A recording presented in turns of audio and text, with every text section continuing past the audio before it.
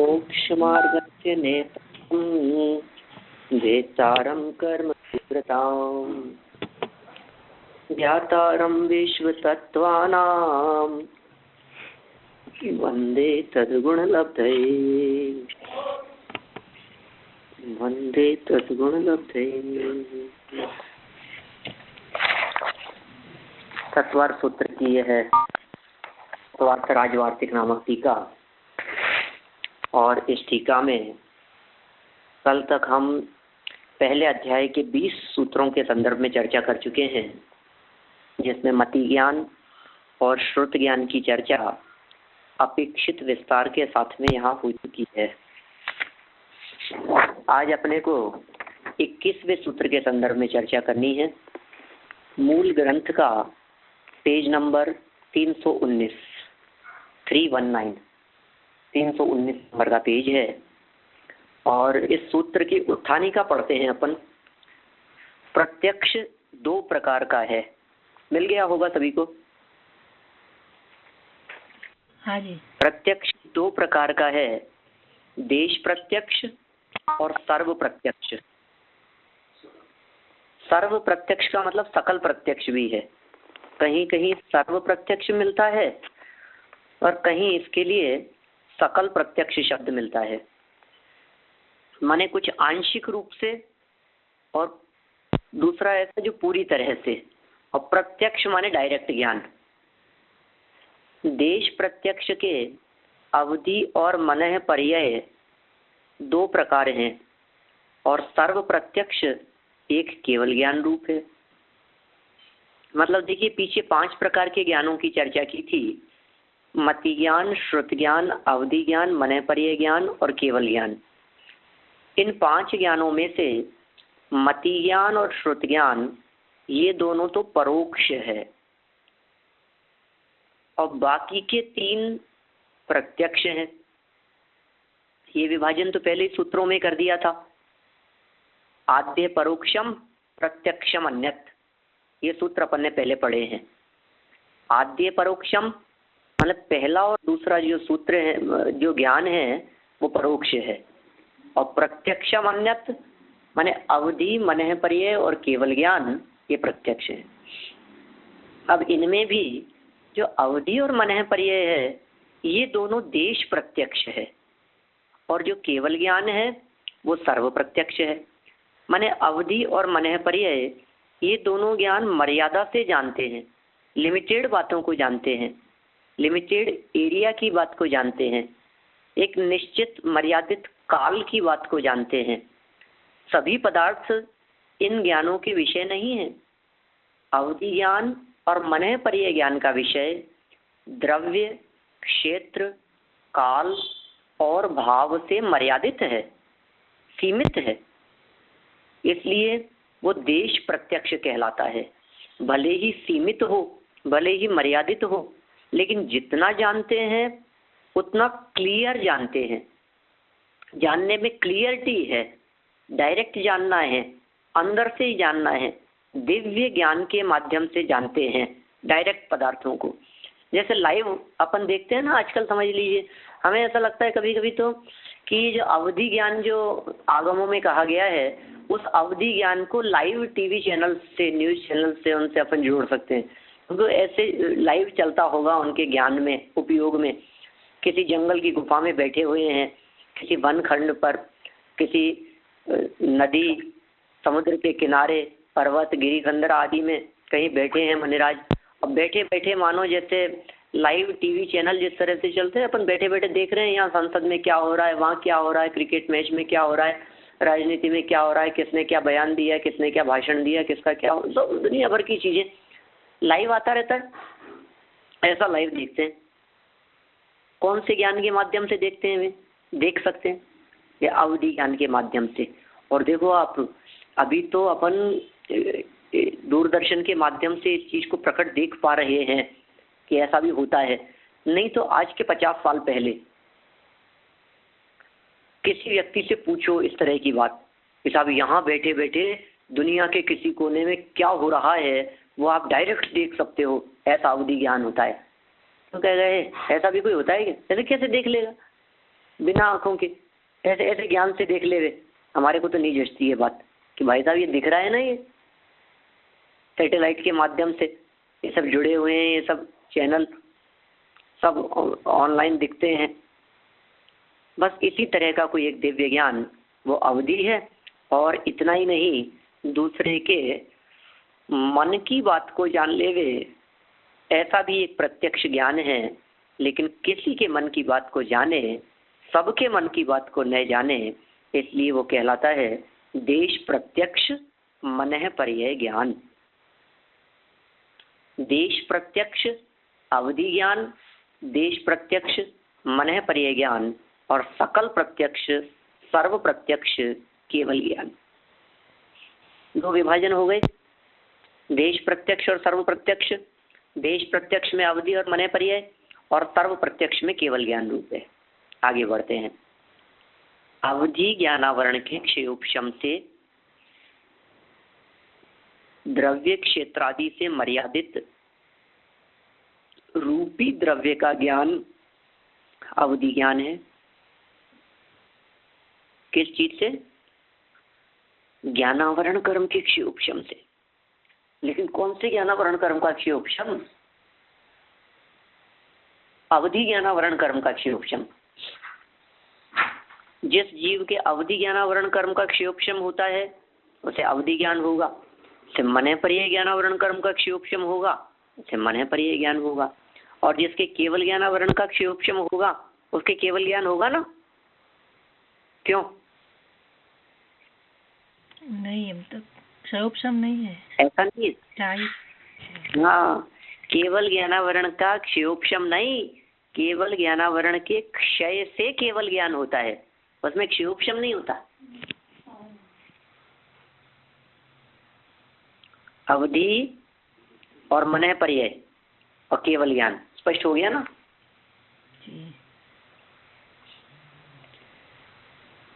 फिर अब ये आगे कहते हैं अवधि ज्ञान दो प्रकार का है, भव प्रत्यय और गुण प्रत्यय, अथवा देशावधि और सर्वावधि।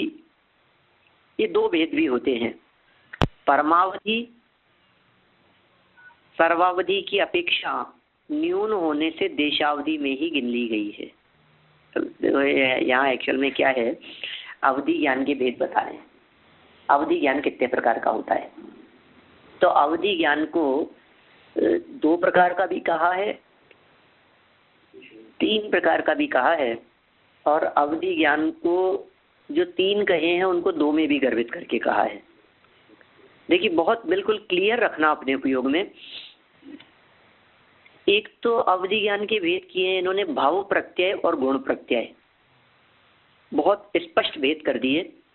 भाव प्रत्यय और गुण प्रत्यय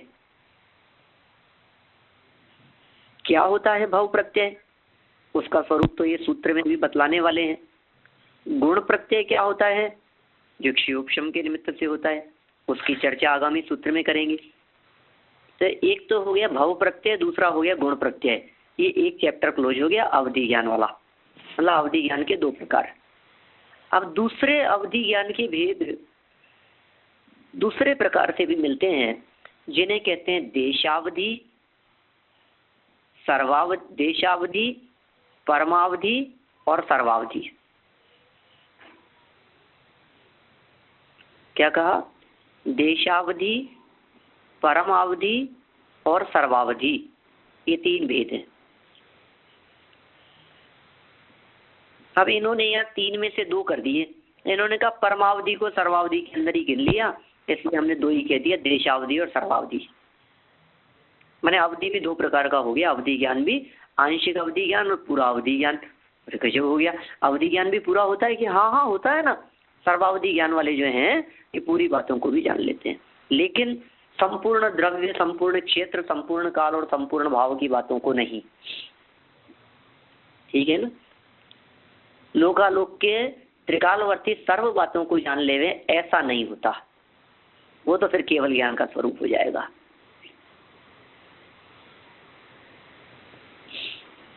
देखिए, भव प्रत्यय का स्वरूप बतलाते हैं। अवधि ज्ञान, भव प्रत्यय बहुत शब्दों से ही स्पष्ट हो जानी चाहिए अपने को बात। भव प्रत्यय, भव से ही जिसका ज्ञान हो जाए वो भव प्रत्यय है, जो भव निमित्तक होता है, भव में जन्म लेने मात्र से हो जाता है। क्या होता है, इसका स्वरूप क्या है? सूत्र नंबर 21। सूत्र भी यदि आप लोगों को याद रहे तो मूल आगम की वाणी आपके उपयोग में रहेगी, और आपको कभी भी ये प्रसंग चले तो आपके दिमाग में ये बात आ जाएगी, भव प्रत्ययो अधिर देव नारकाणाम, देवों और नारकियों के भव प्रत्यय नाम का अवधि ज्ञान होता है। सूत्र क्या है?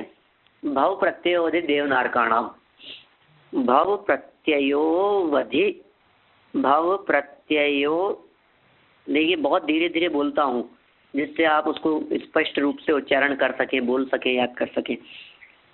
भव प्रत्ययो, भव प्रत्ययो वधि, और साइलेंट है यहाँ पर बीच में, भव प्रत्ययो वधीर, वधिर, भव प्रत्ययो वधिर देव नारकाणाम, भव प्रत्ययो वधिर देव नारकाणाम। सूत्र ही देखें अभी, भव प्रत्यय अवधि देव नारक, बस हो गया सूत्र का अर्थ। देव और नरक और भव प्रत्यय अवधि, मतलब भव प्रत्यय जो अवधि है वो देवों और नारकियों के होता है। ठीक है, अर्थ देखिए नीचे, भव प्रत्यय अवधि ज्ञान देव और नारकियों के होता है।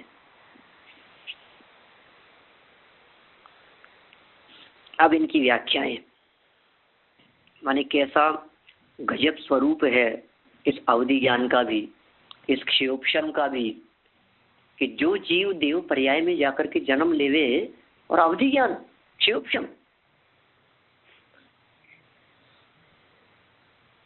यहाँ का मंद से मंद बुद्धि व्यक्ति, अल्प क्षयोपशम वाला, ठस बुद्धि, जड़ बुद्धि है, गधा है ना, तिर्यंच गति का, अब वो गधा यहाँ से मरे और मर करके देव गति में जाए तो किसने पढ़ाया उसको, किसने ज्ञान कराया? लेकिन मति, श्रुत और अवधि इन तीन ज्ञान का धारी हो जाता है, सहज हो जाते हैं अपने आप ये तीन ज्ञान। कैसा चमत्कार है! इसलिए समझिए आप, ज्ञान के बढ़ने की और क्षयोपशम की कोई वैल्यू नहीं है, क्योंकि क्षयोपशम तो भव निमित्त से हो जाता है। मनुष्य पर्याय में आए तो सैनी पंचेंद्रिय जितना क्षयोपशम स्वयं हो गया, समझने और समझाने की पात्रता स्वयं जागृत हो गई। देवगति में गया और क्षयोपशम अपने आप और ज्यादा बढ़ गया। मति, श्रुत और अवधि ज्ञानावरण का भी क्षयोपशम हो गया। एक इंद्रिय पर्याय में चला जाए तो सारा क्षयोपशम जाता रहता है, विकलत्रय में चला जाए तो क्षयोपशम बहुत मंद हो जाता है। कैसी दशा है! अब इस क्षयोपशम ज्ञान का क्या भरोसा और क्षयोपशम ज्ञान में दम क्या है? इसलिए सार्थकता क्षयोपशम ज्ञान की वृद्धि में नहीं है, सार्थकता क्षयोपशम ज्ञान की अधिकता में नहीं है। ज्ञान कितना हुआ, ज्ञान कितना बढ़ गया, ज्ञान बहुत हो गया, इसमें कोई दम नहीं है। तो फिर क्या है? जितना है वो निर्मल है या नहीं है? हमें आत्म कल्याण के लिए ज्ञान की अधिकता नहीं चाहिए, ज्ञान का विशेष क्षयोपशम नहीं चाहिए, हमें आत्म कल्याण के लिए ज्ञान की निर्मलता चाहिए। ख्याल में आ रही है बात? आप लोगों में से बहुत सारे लोगों की समस्या का समाधान कर दिया मैंने। मुझे पता है आप में से बहुत सारे लोगों को ये शिकायत रहती है, पंडित जी क्या करें, अब इस उम्र में याद नहीं होता, अब क्षयोपशम कमजोर है, अब समझ में नहीं आता है, अब तो अब इस उम्र में तो अब बस अपने को तो थोड़ा बहुत अब सुन लेते हैं, सुनते तो हैं, समझते भी सब हैं, लेकिन फिर भी याद नहीं रहता। हम आप जैसे जवाब नहीं दे सकते। हमने क्या समाधान कर दिया? कोई ज़रूरत नहीं है जवाब देने की, कोई ज़रूरत नहीं है क्षयोपशम बढ़ाने की, कोई ज़रूरत नहीं है इन बातों के संदर्भ में विकल्प करने की। जो पढ़ा है, जो सुना है, जो सीखा है, जो समझा है, उसकी निर्मलता चाहिए। काम हो गया अपना, अपना प्रयोजन सिद्ध हो जाता है इससे, और कुछ नहीं चाहिए। क्या कैसे अपना प्रयोजन सिद्ध करना है? प्राप्त ज्ञान, उपलब्ध ज्ञान से अपने त्रिकालीध्रुव भगवान आत्मा को जानना है। ये ज्ञान की निर्मलता। तिर्यंच गति का व्यक्ति है और तिर्यंच गति के व्यक्ति को कितने बिजनेस जानता होगा, कितने अकाउंट्स जानता होगा, कितने एक्सपेरिमेंट करता होगा और कितने एक्सपेरिमेंट करके उसने देखे होंगे, कितने ग्रंथ पढ़े होंगे, कितने आगमों का ज्ञाता होगा? कुछ नहीं है। तो फिर क्या है?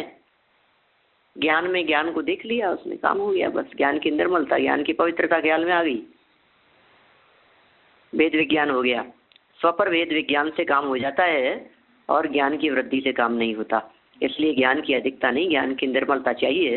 ये सूत्र रूप में आप याद कर सकते हैं इस बात को। चलिए, अपन ने यहाँ क्या पढ़ा? अवधि ज्ञान दो प्रकार का, एक भाव प्रत्यय और दूसरा गुण प्रत्यय।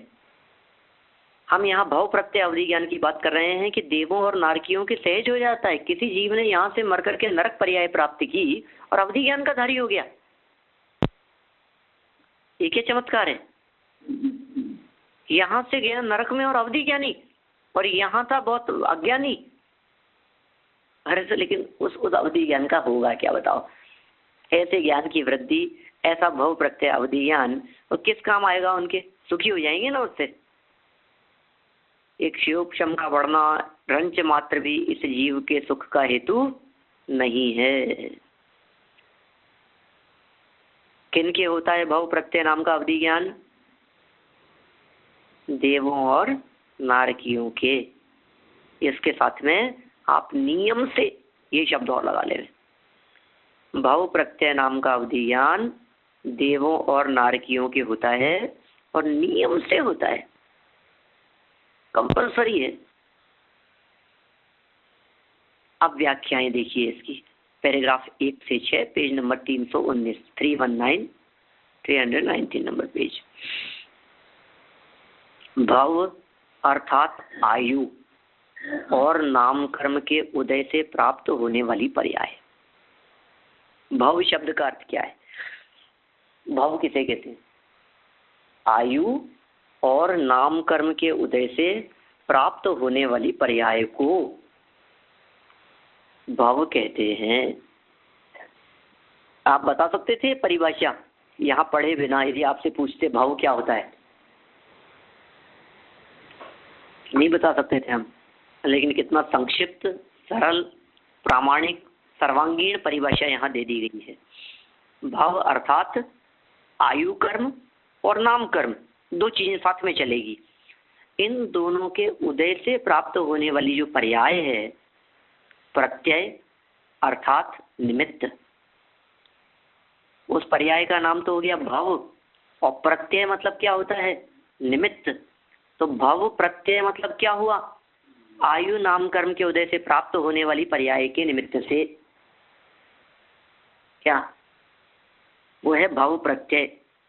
फिर भव को निमित्त लेकर जो अवधि ज्ञानावरण के क्षयोपशम पूर्वक ज्ञान होता है, वह भव प्रत्यय अवधि ज्ञान है। क्या कहा? भव को निमित्त लेकर, भव को साथ में लेकर, भव के निमित्त से, भव के होने पर, आयु नाम कर्म के नवीन पर्याय को प्राप्त होने पर है, उनके उदय से प्राप्त होने पर जो अवधि ज्ञानावरण के क्षयोपशम पूर्वक ज्ञान होता है, वह भव प्रत्यय अवधि ज्ञान है। प्रत्यय शब्द के साथ, इस प्रत्यय शब्द के ज्ञान, शपथ हेतु आदि अनेक अर्थ हैं। प्रत्यय शब्द के अर्थ क्या क्या हैं? बहुत सारे अर्थ होते हैं प्रत्यय शब्द के। ज्ञान अर्थ भी होता है, शपथ अर्थ भी होता है, हेतु अर्थ भी होता है। ये प्रत्यय शब्द के अनेक अर्थ हैं। ज्ञान, शपथ और हेतु आदि अनेक अर्थ हैं, पर यहाँ निमित्त अर्थ की विवक्षा है। भव प्रत्यय का अर्थ क्या समझना? भव के निमित्त से। देव और नार की पर्याय में जन्म लेते ही अवधि ज्ञानावरण का क्षयोपशम हो जाता है। क्या? जैसे देव नार की पर्याय में जन्म लिया, वैसे ही स्वयं अंदर में जो ज्ञानावरणी कर्म का आवरण था वो आवरण कम होता है, आवरणहीन होता है, आवरण अल्प होता है और उसका क्षयोक्षम हो जाता है और उससे अवधि ज्ञान होता है। जैसे आकाश पक्षी के उड़ने में निमित्त मात्र है।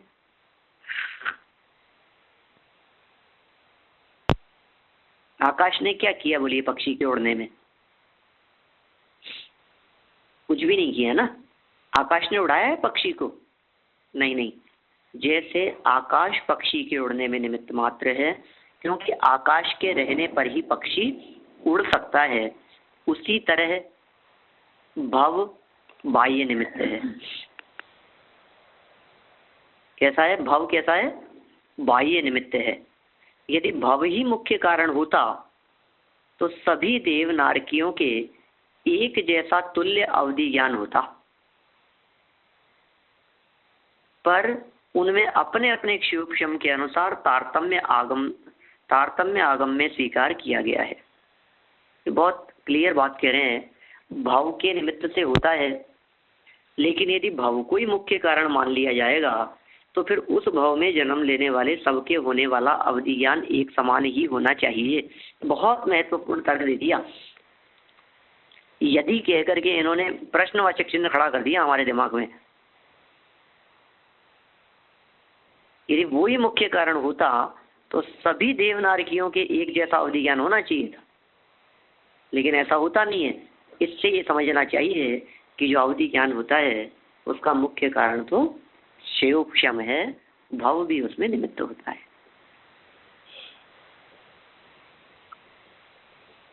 जैसे मनुष्य और तिर्यंचों को अहिंसादि व्रत रूप गुणों से अवधि ज्ञान होता है, उसी तरह देव को व्रतादि धारण करने की आवश्यकता नहीं होती, उनके पर्याय के कारण ही क्षयोक्षम प्रकट हो जाता है। देखिए मनुष्य तिर्यंचों के अवधि ज्ञान कैसे प्रकट होता है? तो इन्होंने कहा तदनुसार उसके लिए किए गए व्रत, तपस्चरण, उपवास आदि जो भी नियम संयम आदि का उसने पालन किया, जो साधना की, और उसके निमित्त से उसके क्षयोक्षम खुल गया, उस तरह का उस जाति की योग्यता पात्रता अंदर में प्रकट हो गई। तो इस तरह का देवों को कोई व्रतादि धारण करने की जरूरत नहीं है, नारकियों को कोई उपवास आदि करने की जरूरत नहीं। अरे नारकियों के तो वैसे ही उपवास चलता है, बेचारों को खाने को क्या मिलता है, उनके तो 24 घंटे ऐसा चलता है। 3 लोग को नाच जुखाए, मिटे ने भूख कड़ाने लहाए, उनकी तो स्थिति बड़ी विचित्र है, अद्भुत स्थिति है उनकी तो। ठीक है, उनको इस तरह की आवश्यकता नहीं होती, उनके तो पर्याय के कारण ही क्षयोक्षम प्रकट हो जाता है। अतः भव बाह्य निमित्त है। सम्यक ज्ञान का प्रकरण होने से मिथ्या दृष्टि देवनारकियों के मिथ्यावधि अर्थात विभंगावधि होती है, इसलिए सभी देवनारकियों को सामान्य रूप से अवधि ज्ञान का प्रसंग नहीं होता। क्या कह रहे हैं? ये बहुत मार्मिक क्या बात कह दी उन्होंने। सामान्य रूप, इसलिए सभी देवनारकियों के सामान्य रूप से अवधि ज्ञान का प्रसंग नहीं होता। क्या मतलब? अभी तो कह रहे थे बहु प्रत्यय देवनार का नाम, देवों और नारकियों की बहु प्रत्यय नाम का अवधि ज्ञान होता है। आप कह रहे हैं कि सभी देवों और सभी नारकियों के सामान्य रूप से अवधि ज्ञान का प्रसंग नहीं होता। नहीं होता कह रहे हैं, सभी देवों के अवधि ज्ञान नहीं होता और सभी नारकियों के अवधि ज्ञान नहीं होता। ये क्या कह रहे हैं? अभी कुछ कह रहे थे, अभी कुछ कहने लग गए। नहीं होता कह रहे हैं कि हाँ बिल्कुल, विवक्षा समझनी पड़ेगी। अरे जो उनके होता है उसे अवधि ज्ञान नहीं कह करके विभंग अवधि कहते हैं। सम्यक दृष्टियों के, सम्यक दृष्टि देव और सम्यक दृष्टि नारकियों के होने वाला ज्ञान वो कैसा ज्ञान है? अवधि ज्ञान है। और मिथ्या दृष्टि देव और नारकियों के होने वाला ज्ञान वो विभंग अवधि है। विभंग अवधि और अवधि, इन दोनों में क्या फर्क है? एक अवधि मिथ्या रूप है और दूसरा अवधि सम्यक रूप है। ठीक है, किसका कैसा अवधि ज्ञान है समझ लिए। मिथ्या दृष्टियों का अवधि ज्ञान खोटा अवधि ज्ञान है, विपरीत अवधि ज्ञान है। वो अवधि ज्ञान का प्रयोग विपरीत बातों को जानने के लिए करते हैं, विपरीत कार्यों के लिए करते हैं, विपरीत प्रवृत्ति के लिए करते हैं। उनका वो विभंग अवधि ज्ञान खोटे अर्थ में ही कार्यकारी होता है, जबकि देवों और नारकियों में जो सम्यक दृष्टि है उनका होने वाला ज्ञान वो कैसा है, वह अवधि ज्ञान। इसलिए ये जो लाइन यहाँ दी है, इस लाइन में करेक्शन करने की जरूरत नहीं है, इस लाइन को पढ़ करके अपने उपयोग में करेक्शन करने की जरूरत है। क्या कहा है? सम्यक ज्ञान का प्रकरण है मिथ्या दृष्टि देव नारकियों के मिथ्यावधि। प्रकरण किसका चल रहा है? सम्यक ज्ञान का। प्रारंभ से ही चल रहा था सम्यक ज्ञान का प्रकरण, जहाँ 5 प्रकार के ज्ञान बतलाए थे तत्प्रमाणे कह करके। सम्यक ज्ञान की बात नहीं, 5वां ज्ञान प्रमाण ज्ञान है, सच्चे हैं, प्रामाणिक है। सम्यक दर्शन ज्ञान चारित्राणी मोक्ष मार्ग है, तो सम्यक दर्शन सम्यक ज्ञान और सम्यक चारित्र, तो प्रकरण तो ज्ञान का ही चल रहा है।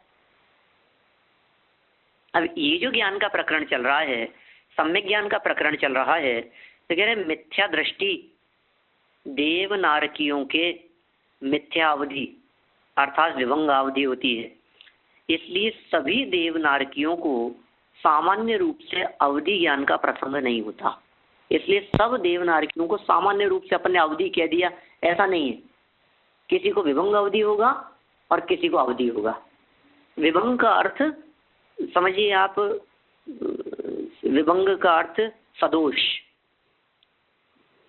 विभंग का अर्थ विकृत, विभंग का अर्थ निर्मलता में कमी, विभंग का अर्थ विपरीतता,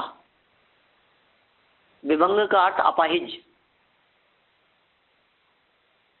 अपंग जैसे कहते हैं ना, ऐसे विभंग भी इसी प्रकार का है। कुछ ना कुछ उसके अंदर वीक पॉइंट्स हैं, वो विभंग अवधि ज्ञान है। देखें अब जरा इस प्रकरण को थोड़ा सा और आगे बढ़ाते हैं। कुछ एक प्रश्न इन्होंने यहाँ उठाया है, 7 नंबर का ये पैराग्राफ है। पैराग्राफ नंबर 7 है, प्रश्न नंबर 7 नहीं है। किसी को कुछ पूछना है यहाँ तक? कोई शंका तो नहीं है किसी को?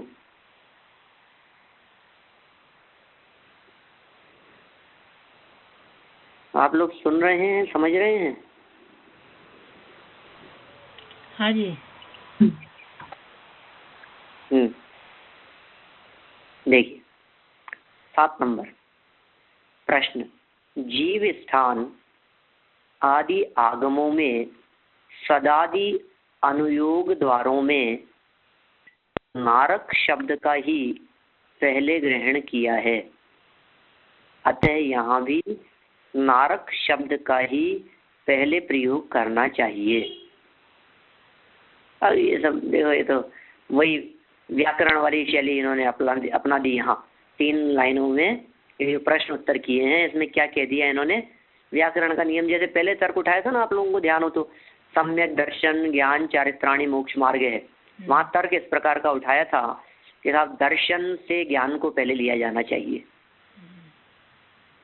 क्यों लिया जाना चाहिए दर्शन से ज्ञान को पहले? ये ज्ञान में कम शब्द है, ठीक है ना? फिर दर्शन को पहले क्यों लिया? तो उन्होंने जवाब दिया वहाँ, दर्शन के पूज्य होने के कारण दर्शन को पहले रखा गया है। अब इसी प्रकार की बात कह रहे हैं, देव नारकाणाम ऐसे शब्द प्रयोग किए ना, भव प्रत्ययोवधिर देव नारकाणाम, तो नारक देवाणाम ऐसा कहते। देव नारकाणाम, देव शब्द पहले लिया, नारक बाद में दिया, ऐसा क्यों? जवाब, देव शब्द अल्प स्वर है और पूज्य है, अतः व्याकरण के नियमानुसार देव शब्द का ही पूर्व प्रयोग उचित है।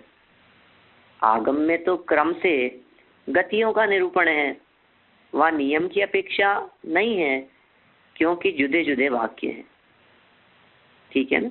आगम में जो गतियों का क्रम बतलाया है उनमें नरक, तिर्यंच देव, नारक, मनुष्य देव, इस तरह से जो प्रकरण आए हैं, तो ये कह रहे हैं वो बात अलग है, वो प्रसंग अलग समझना चाहिए।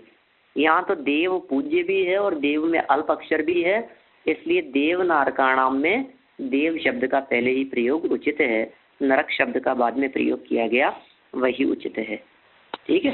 देखिए कुछ एक इनके अवधि ज्ञान के क्षेत्र आदि की चर्चा, मर्यादा विस्तार आदि की चर्चा करते हैं। 10 प्रकार के भवनवासियों का अवधि क्षेत्र जगन्य 25 योजन है। क्या कहा?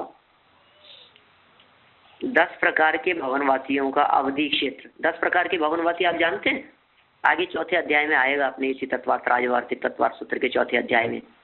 भवनवासिनो सुरनाग विद्युत सुपर्णाग्नि वातस्तनितो द्वीप कुमार, ये 10 प्रकार हैं उनके भवनवासियों के। असुर कुमार, द्वीप कुमार, दिक कुमार, ठीक है ना, नाग कुमार। देखिए उनका कम से कम कितने क्षेत्र की अवधि की बातों को जान सकते हैं? 25 योजन की बातों को जान सकते हैं। और उत्कृष्ट कितनी बातों को जान सकते हैं? उत्कृष्ट असुर कुमारों का नीचे की ओर असंख्यात कूड़ा कूड़ी योजन और ऊपर ऋतु विमान के ऊपरी भाग तक। 14 स्वर्ग का ऋतु विमान है ये, सेंटर विमान, इंद्रक विमान, इस विमान के ऊपरी भाग तक जान सकता है। बस इससे आगे की बातों को नहीं जान सकता। उसका अवधि ज्ञान, अवधि क्षेत्र है ये, ठीक है। भवनवासियों का क्षेत्र की अपेक्षा से कम लेंगे तो 25 योजन, और अधिक से अधिक भवनवासियों में लेंगे तो अब इनमें भी सबका अलग अलग है। भवनवासियों का अलग है, नाग कुमार का अलग है, विद्युत कुमार का अलग है, सुपर्ण कुमार का अलग है। ये सब 10 प्रकार के भवनवासियों में सबका जगन्य और उत्कृष्ट अलग अलग है। अभी तो कॉमन बात कर रहे हैं भवनवासियों की। इन भवनवासियों की कॉमन बात करें तो कम से कम 25 योजन की बात को जान सकते हैं, और मैक्सिमम असंख्यात कूड़ा कूड़ी योजन तक की बातों को वे अपने अवधि ज्ञान के माध्यम से जान सकते हैं। नीचे जाएंगे तो असंख्यात कूड़ा कूड़ी योजन, और यदि ऊपर जाने की बात करेंगे तो ऋतु विमान के ऊपरी भाग तक बात को जान सकते हैं। लगभग 1.5 राजू के आसपास का अनुमान होगा ऊपर। नाग कुमार आदि नव भवनवासियों का उत्कृष्ट।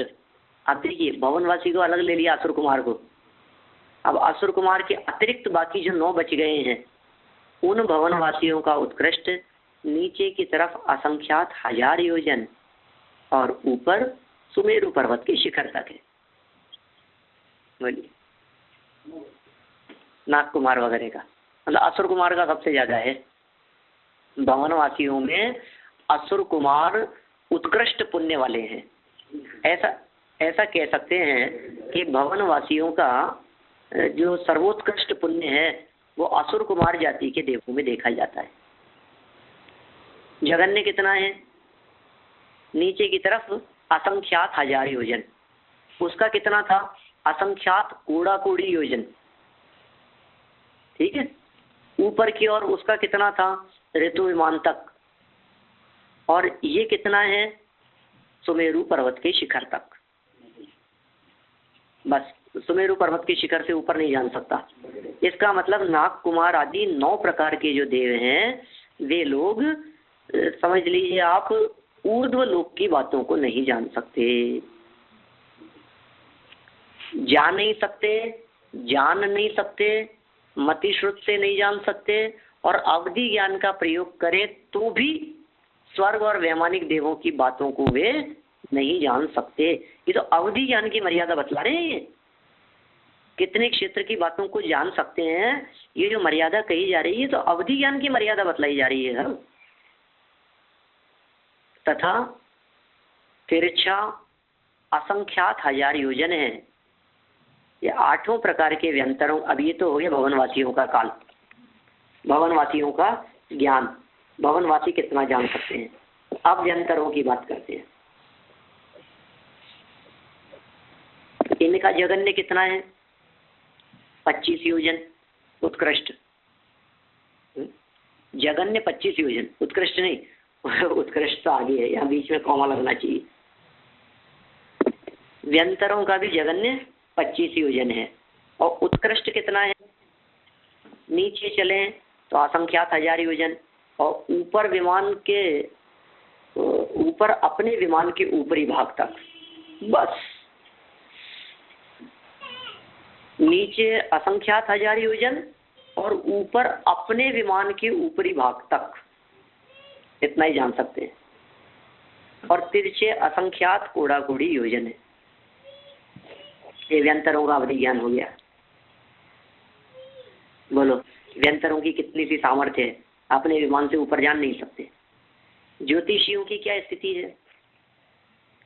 इनका जगन्य नीचे की ओर संख्यात योजन और उत्कृष्ट असंख्यात हजार योजन, ऊपर की ओर उत्कृष्ट पने अपने विमान के ऊपरी भाग तक, तथा तिरछे असंख्यात कोड़ा-कोड़ी योजन है। अब देख लो आप, इसका अर्थ क्या निकला?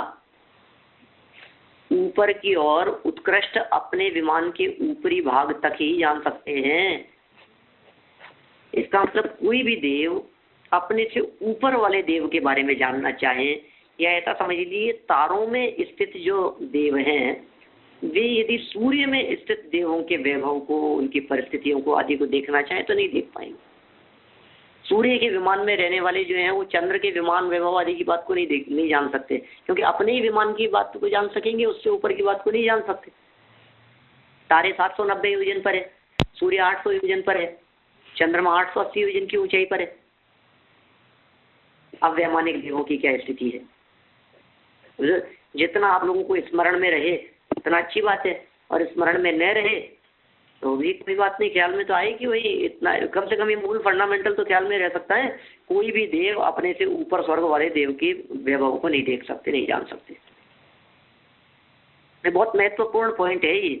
नॉर्मली क्या होता है, लोगों को ऐसा लगता है देवगति के दुखों की चर्चा करेंगे और देवगति के दुखों की चर्चा करते हुए कहेंगे कि है ना, अपने से जो ऊपर जो है स्वर्ग वाले देव, उन ऊपर के स्वर्ग वाले देवों के वैभव को देखेंगे और उनसे ईर्ष्या करेंगे, फिर जलेंगे, दुखी होंगे, पीड़ित रहेंगे। लोग इस तरह की बातें करते हैं। आप लोगों में भी शायद इस तरह की बातें सुन रखी होगी। हाँ जी। हमने अभी ये बात बतलाने के पहले ही यदि मैं आपसे पूछता, हमें बताओ देवगति के जीवों के दुख कौन कौन से हैं? बोलो जी। खाने पीने का दुख है, सर्दी गर्मी का दुख है, नौकर चाकर की परेशानी है, काम सारा हाथ से करना पड़ता है, ट्रैफिक बहुत ज़्यादा होगा, ठंड बहुत अधिक होगी। कई के दुख है वहाँ देवगति में। सर दर्द, पेट दर्द, बीमारियाँ, डायबिटीज, हार्ट अटैक, कैंसर, कुछ क्या क्या होता होगा। बच्चे कहना नहीं मानते, क्या तकलीफ है उनको? उनको पीड़ा है दूसरों के सुख से। दूसरों का सुख नहीं देखा जाता।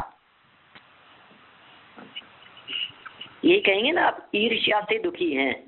अब हम आपसे पूछते हैं ईर्ष्या किस चीज की है, तो फटाफट लोग बोल देते हैं ऊपर के स्वर्ग वालों को देखते हैं साहब, उनका वैभव ज्यादा दिखाई देता है इसलिए जलते हैं, ईर्ष्या के कारण दुखी रहते हैं, पीड़ित रहते हैं। लेकिन भाई साहब, ये कर्णानुयोग का नियम है। ये राजवार्तिक का ये प्रमाण आप प्रस्तुत कर सकते हैं किसी भी व्यक्ति के सामने कि नहीं,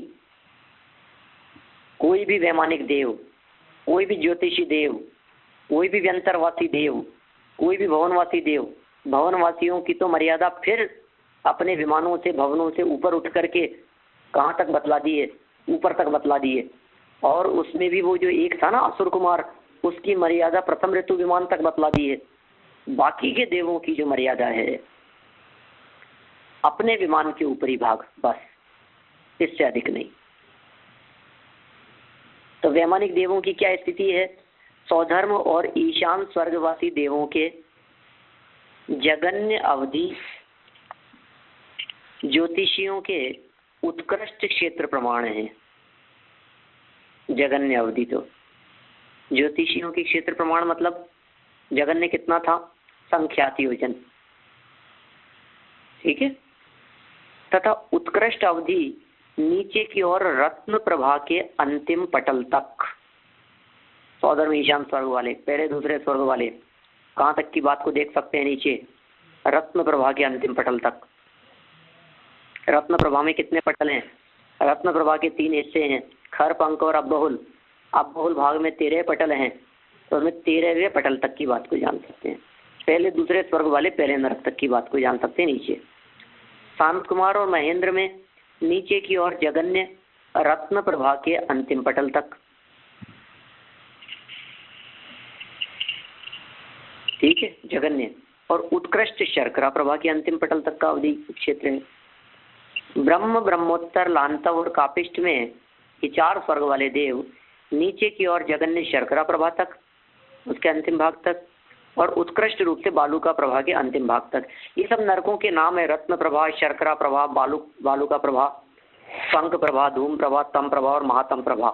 7 नरकों के नाम यदि आपको फटाफट ख्याल में हो तो फटाफट आप यहाँ नरक बतला सकते हैं कि, और स्वर्गों के नाम यदि आपको पता हो तो स्वर्गों का भी आप नंबरिंग बतला सकते हैं कि इस स्वर्ग वाले इस नरक तक जान सकते हैं, इस स्वर्ग वाले इस नरक तक की बातों को जान सकते हैं।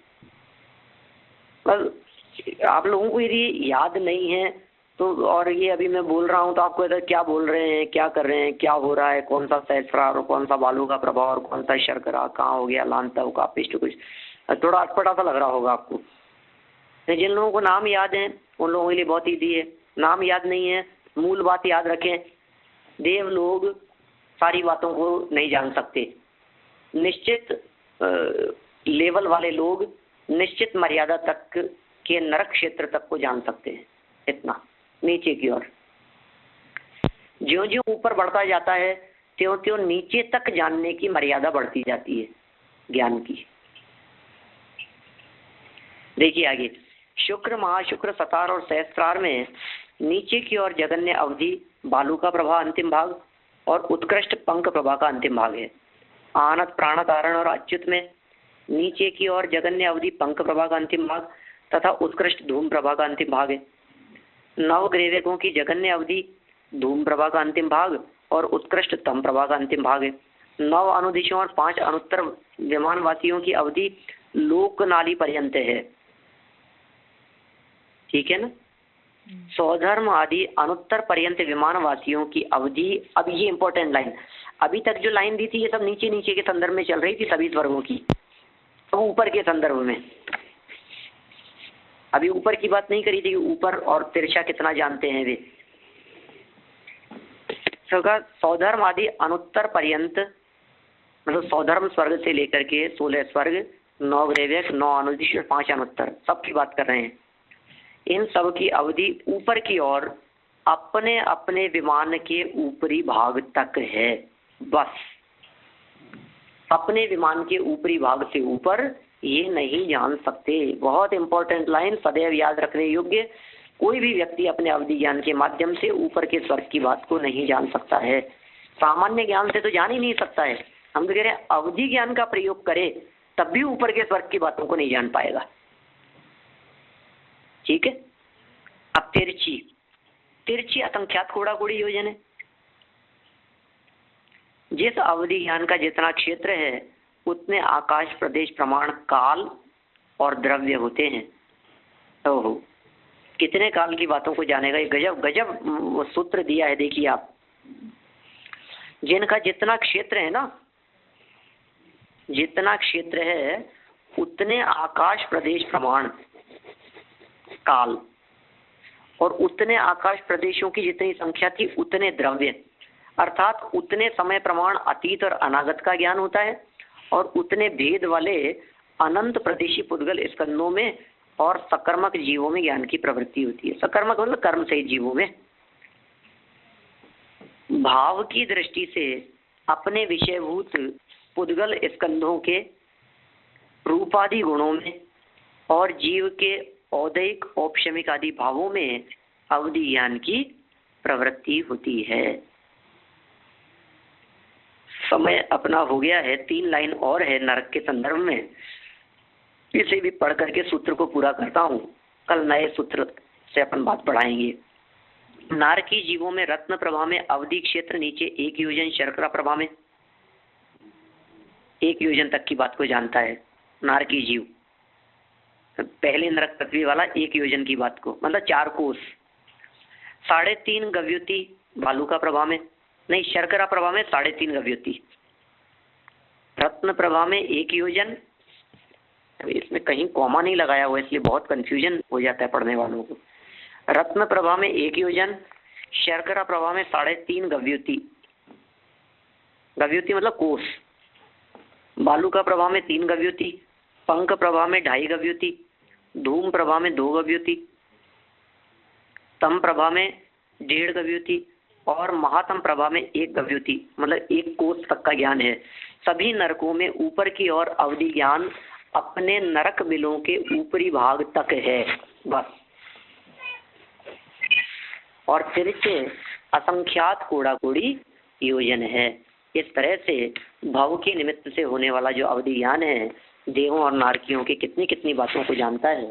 इस संदर्भ में अपने यहाँ थोड़ा बहुत प्रकरण पढ़ा है और निष्कर्ष हमने ये भी देखा है कि भाई ज्ञान का क्षयोक्षम कम और ज़्यादा होना ये हमारे प्रयोजन की सिद्धि करने में समर्थ नहीं है। ज्ञान की निर्मलता से ही हमारा प्रयोजन सिद्ध होता है। हम सभी इस तरह क्षयोक्षम के बढ़ने से लक्ष्य हटाकर क्षयोक्षम की निर्मलता पर अपने उपयोग को केंद्रित करके सम्यक्पादी की प्राप्ति करें, इसी भावना से आपको यही विराम देता हूँ। ठीक है पंडित जी, पूछना हो? हाँ बोलिए। आपने जो बताया वो ऊपर विमान के ऊपरी भाग तक वो अवधि ज्ञान का ही विषय बन सकता है, मगर गमन तो कर सकते हैं ना देव कहाँ भी, कोई भी विमान में? नहीं नहीं नहीं नहीं नहीं, ऐसा भी है, ऊपर की ओर गमन भी नहीं कर सकते। जितना अच्छा। इनका अवधि ज्ञान का क्षेत्र बतलाया है उतने ही क्षेत्र प्रमाण में इनका गमन भी है, ऐसा है। तो नंदीश्वर द्वीप में जो जाते हैं वो अष्टानिका में पूजा करने देव, तो अपने क्षेत्र से बाहर भी हो सकता है ना? हाँ, तिरछा जा सकते हैं ना, तिरछा गमन करने में तो काफी दूरी तक जा सकते हैं। और नंदीश्वर द्वीप तो मध्य लोक में है, इसलिए ऊर्ध्व लोक वाले जो जितने भी देव कहे हैं उनका नीचे तो पहली नरक पृथ्वी तक जाने की मर्यादा कही, कम से कम जगन्य मर्यादा। तो मध्य लोक में तो कहीं भी विचरण कर सकते हैं कोई भी देव, उसमें कोई बाधा नहीं आएगी। अच्छा, है ना? उसमें तो नहीं है कोई बाधा। ठीक है, और कोई? अरे जनवाणी स्थिति बोलते हैं के ज्ञान पे तुझे लोकालोक सोवाणी मस्तक नमो सदा देत हूँ रोक, सदा देत हूँ। 9 बार